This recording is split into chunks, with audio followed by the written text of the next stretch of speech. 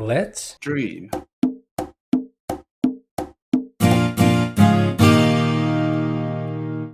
Hello, everybody, and welcome to the third episode of the Let's Dream podcast.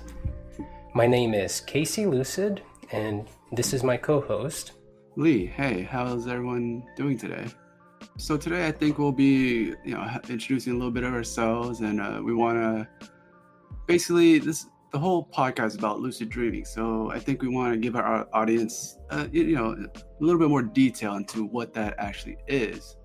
So what is lucid dreaming, how to do it, and eventually, the overall goal of the podcast itself.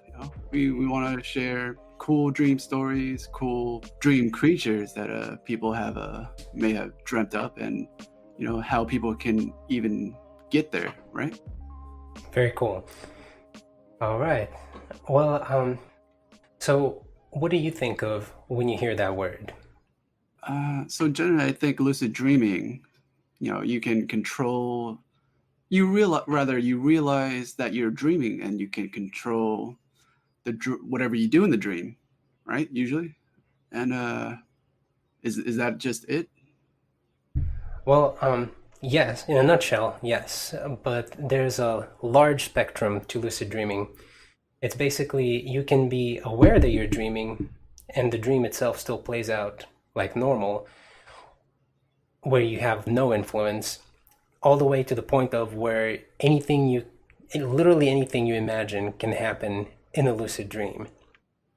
And with some practice, people usually tend to go from just being able to be aware that they're dreaming and control it, literally to the point of being able to fly around, talk to aliens, travel to different worlds.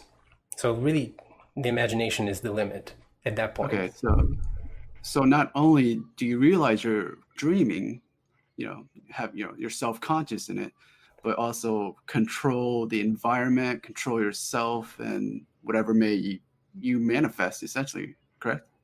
Exactly. Yes. Cool.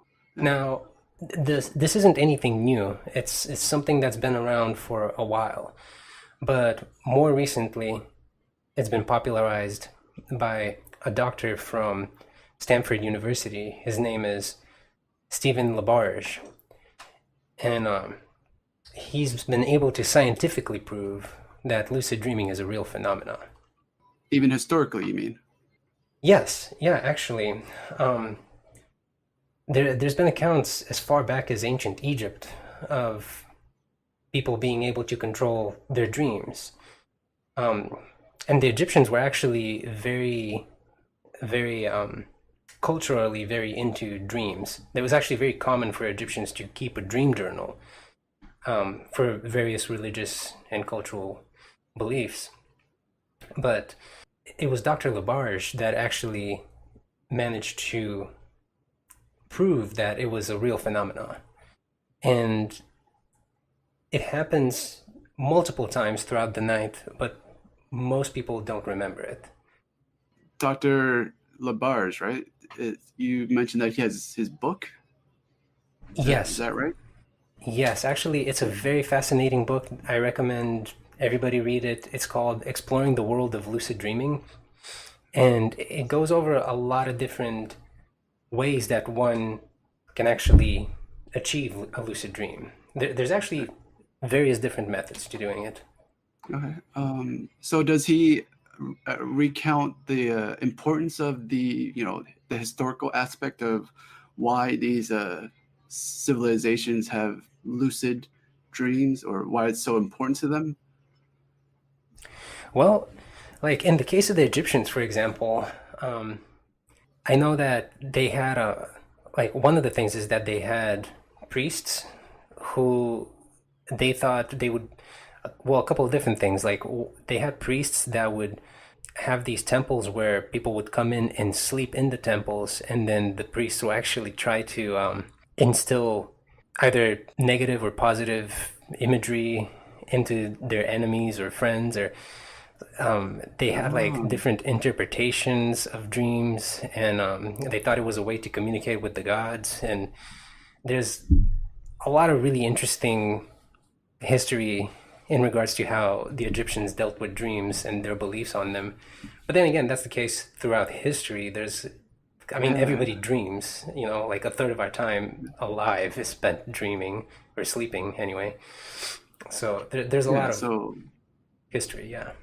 yeah, yeah. So I think that point being is a lot of historical civilization would equate, or rather, have the experience of lucid dreaming with a meeting with God or some otherworldly experience, even, right? Sure. I Is mean, that correct? yeah, I mean, the thing about dreams that's fascinating, and particularly about lucid dreaming, is that it's a very visceral experience. Like it can feel just as real as this reality right now. So a lot of people can be put off by that because anything can happen. Literally anything can happen in the dream, but when it feels very real, it can be very scary. Yeah. So So it's just like a real life experience, but even so more because it's perhaps something very emotionally filled or yeah, actually, and this is something that Dr. Labarge talks about in his book. One of the better documented accounts in history for lucid dreaming comes from Tibetan Buddhism.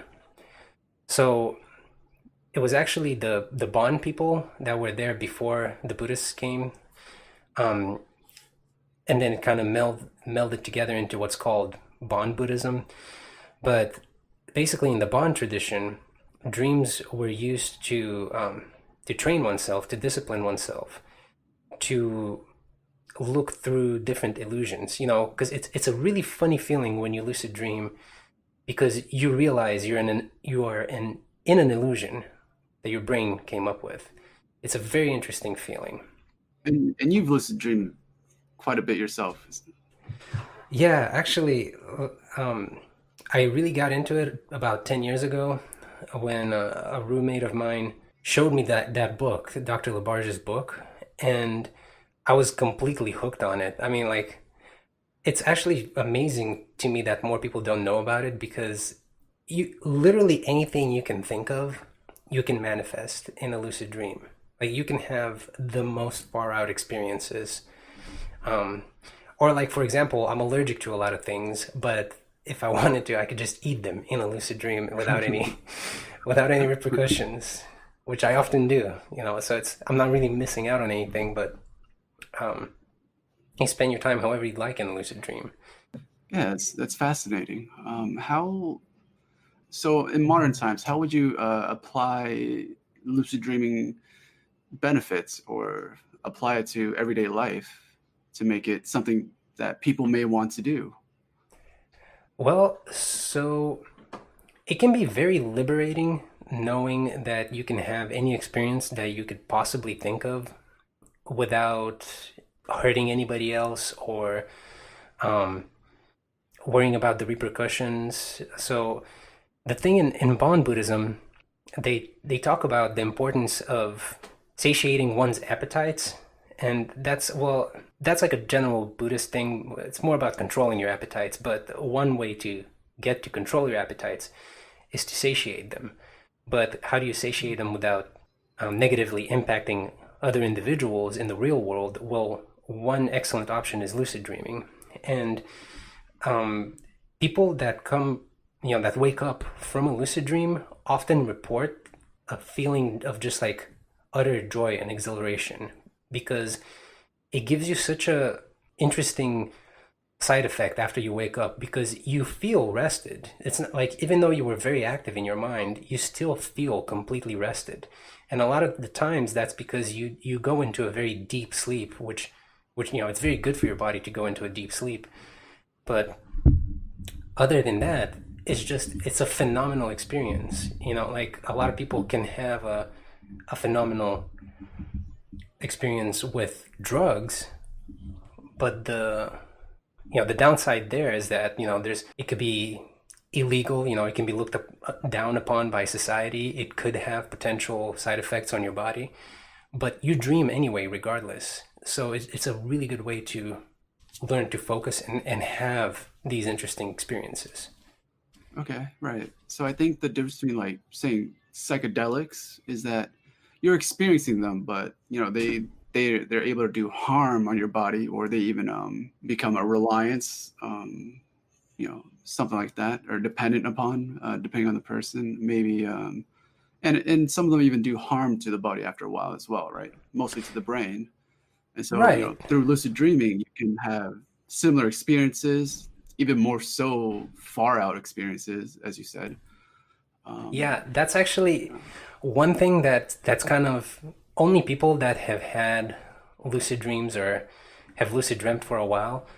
When I talk to a lot of people online about lucid dreaming, they agree that dreams can be such a, I don't know how to explain it, such more massive experience than psychedelics.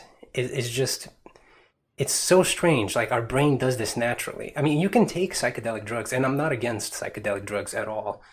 I just think it's a, they can have great benefits, but if it's something that you do naturally, like it's people can't judge you for doing something that you do naturally, and then also you just want to gain more control of your mind and awareness. And another side effect, a lot of lucid dreamers that I talk to online, they talk about how in the waking life you're just more aware, like you're more clear-headed.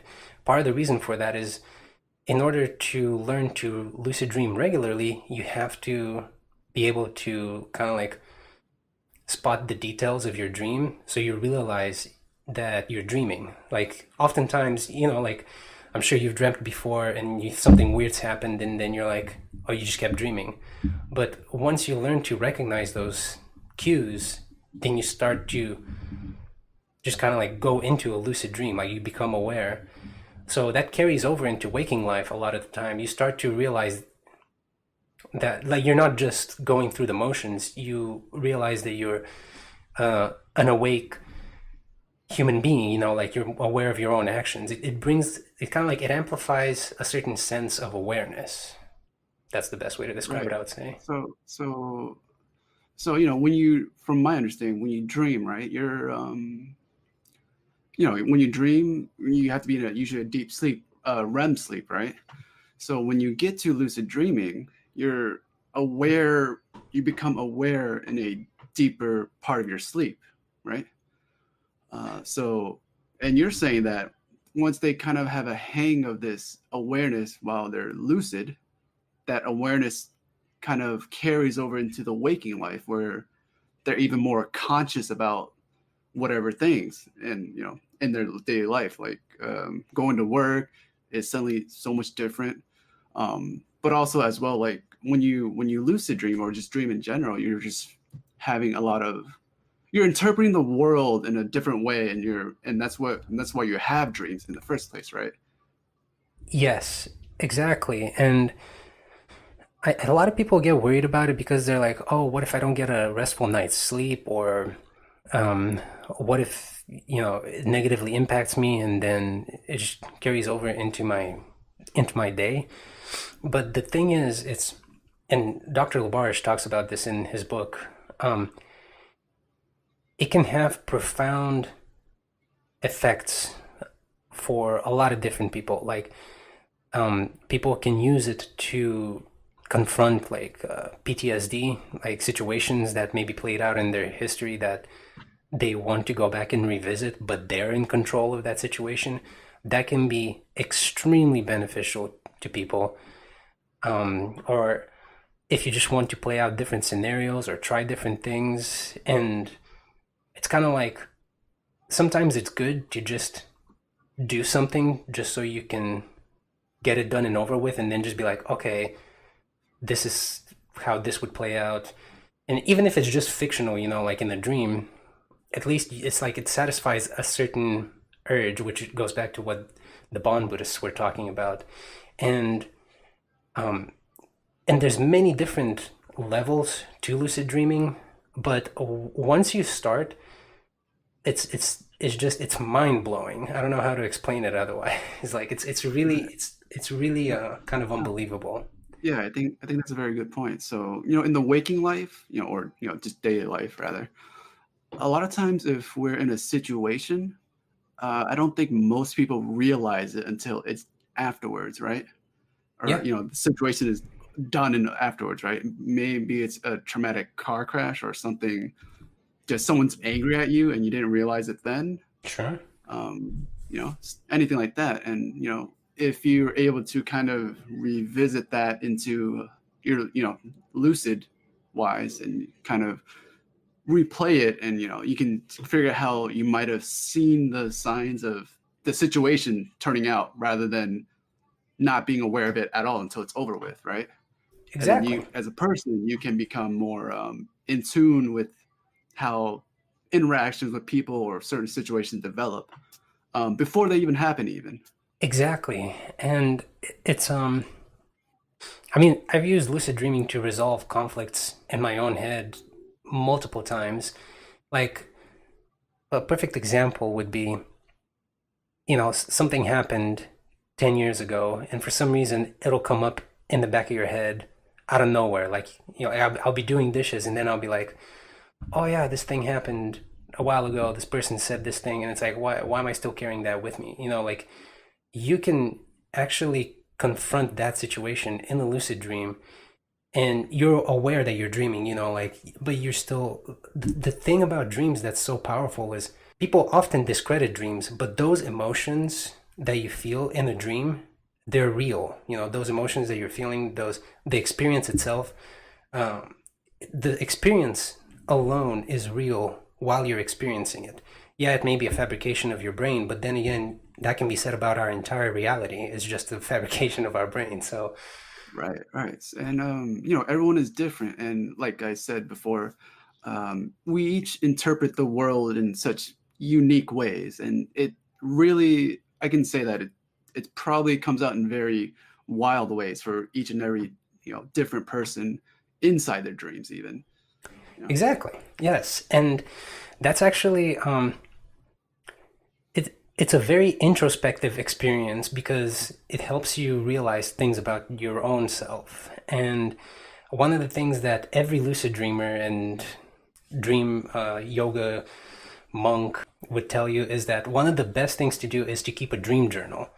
That's actually a really, really good thing to do because it helps you analyze your own thoughts, and it might make you think of why you dreamt a certain thing. Um, I don't really buy into a lot of dream interpretation, but I do believe that the interpretation has to come from the dreamer because they're the ones that dreamt it, yeah, and that's actually something that lucid dreaming can help out with a lot, like either directly or indirectly. Um, I think a good example would be like something's happening in your dream while you're lucid dreaming, and you realize that you're lucid dreaming, so you go, oh hey, I wonder why this person is doing that. I can actually just confront them and ask them. Then there's like a whole thing about like, I mean, we won't get into it, but like, like some people say that you can communicate with your subconscious in dreams, or unresolved emotions, a lot of things like that, a lot of yeah, neat tricks. yeah. That's a whole another beast to go into, honestly. Yeah, Yeah. So you said that it feels like a real, dreams are a real experience. They're not just dreams, because they are what you interpret. Um so would there be any negatives to lucid dreaming at all? What if someone has like continuously bad dreams or something like that? well, it's, as far as I can tell, there haven't been any negative side effects that carry over into real life.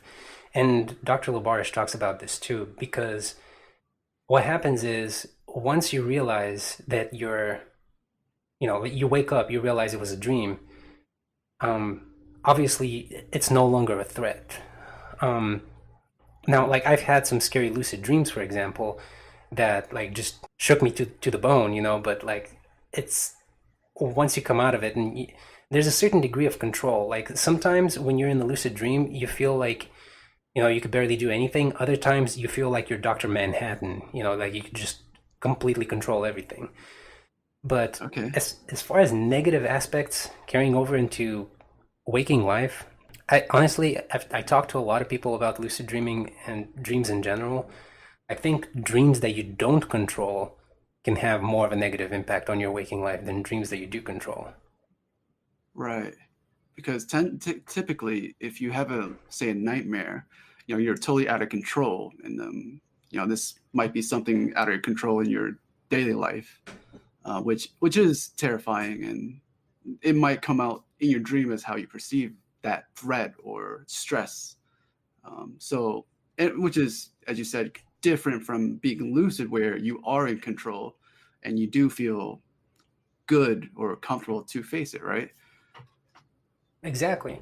And one thing that I kind of like to give people an example of is, when you're awake, there's a similarity when you're awake. You have the option to just kind of like go through the motions and do everything as you would normally every single day. And that's fine, like usually in the long run that's beneficial if you have a system set up in the way that you want your life to be. But if there's a problem somewhere, you have to actually become aware of it and start becoming conscious of how to fix it.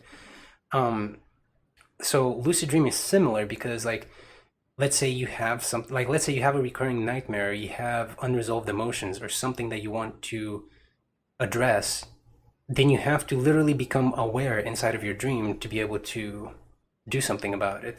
I mean, there's other ways to deal with, you know, emotions or nightmares or things like Right. that. There's many ways to deal with them. I'm just saying lucid Yeah. dreaming is a creative, fun, interesting way that people can go about it. It's a very introspective way, even. Yeah. So now we talked a little about how it is. So what are some general tips to really, how do you go lucid? Okay. To So the best way, one of the best things to do is to keep a dream journal because it helps you recall your dreams. And when you recall your dreams, it's interesting because I remember when I first started keeping a dream journal um, more consistently, I started realizing like there'll be events that happen in your dreams because I think it's probably because they're tied to different emotions and experiences, but like you'll see an event happen in your dreams. Like a very common one for me is like I'm hiking through the woods and then like I'll see like something that shouldn't be floating just be floating in the sky, like whether it's cars or whales or like is and that's like a common one for me. Um, or also just aliens. I don't know why I have a lot of dreams about aliens, but that's like a common one because it's like okay, like and you start to realize you're writing down these things actively while you're awake. So then you start being on the lookout for them, kind of like when you're sleeping. But that's kind of like a harder way to get into it. I would say probably the easiest way to do lucid dreaming is um, a technique called wake back to bed. Wake up and back to bed. And it's basically where wake up you, back. yeah, like you're just interrupting your sleep. You're still getting the same amount of sleep, but kind of breaking it up differently. Okay. Do you think that'd be a problem for most people who require a full night or Um, a certain amount of effort, even? it depends. So the Depends. way that I usually do it is I'll sleep for about 4 hours and then I'll wake up and I'll stay up for about 2 hours or 90 minutes, like hour and a half to 2 hours, it depends. And then I'll go back to sleep for an hour and a half. And that's when the lucid dreams get really, really intense. And the part of the reason for that, and Dr. Labarge again, he goes over this in his book. It's about roughly every 90 minutes you go into a REM cycle. So if you disturb that REM cycle and then you force yourself to be awake during one of these cycles, and then you go back to sleep, then the next REM cycle that hits is amplified, and it actually um, in the book he goes over the studies where the more you do that, the more like you wake up, you interrupt your pattern, then you go back to bed for 90 minutes, then you wake up again, then you go back to bed for 90 minutes. The more you do that, the longer the lucid dreams actually, the longer and more intense they become.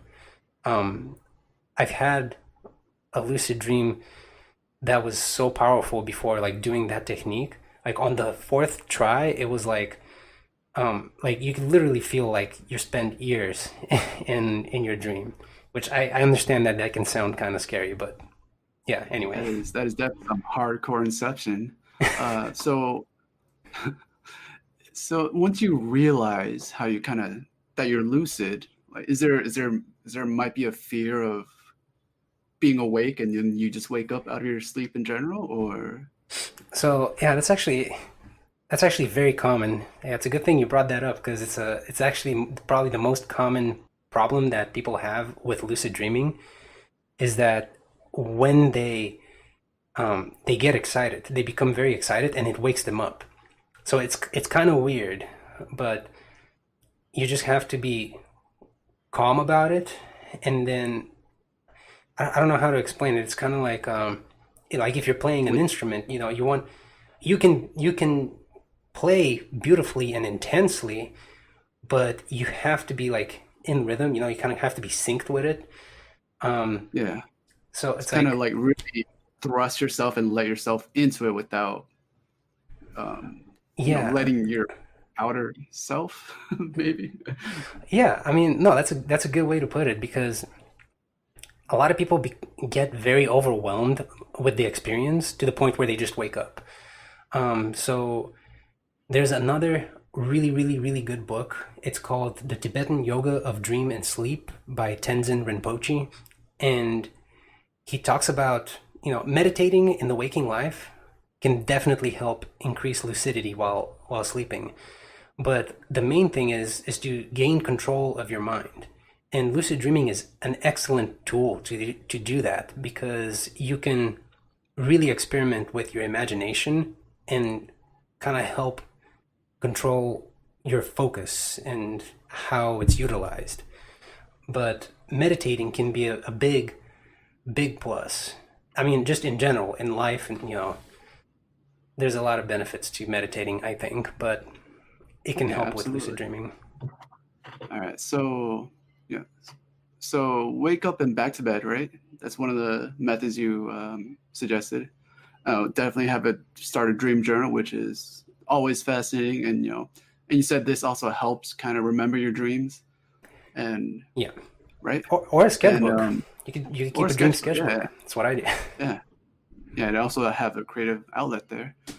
But each of these methods, you become a little bit more aware, and you're able to become more in tune with yourself and your dreams.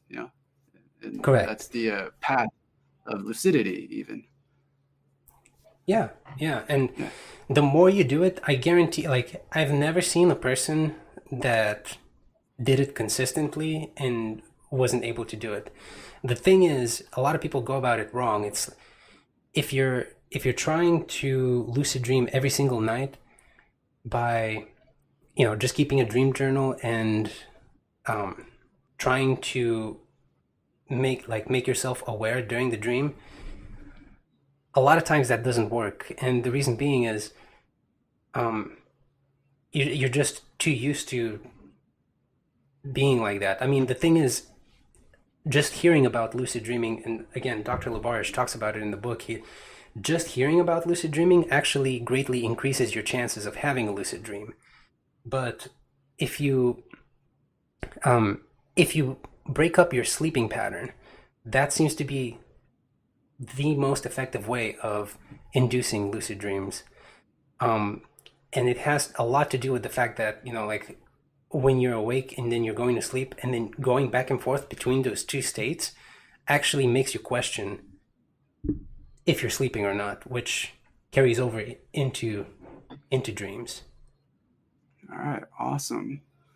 So today we kind of introduced ourselves a little bit. I think both of us, Casey Lucid and I, uh, both a little bit of dreamers ourselves. You know, we We're trying to help people realize the power of lucid dreaming, and hopefully everyone's a little bit more aware and they can find some personal growth within themselves. Any last words before we close out this podcast, Casey? Yeah, I mean, give lucid dreaming a try. And if not, just keep a dream journal. I mean, heck, dreams can be extremely entertaining on their own. Awesome. Thank you for listening to episode 3 of the Let's Dream podcast, where we talked about lucid dreaming and how to get into lucid dreaming and the beneficial effects of it. If you have any questions or you would like to look up more of Casey Lucid stuff, you can find his Insta and YouTube at Casey Lucid, respectively.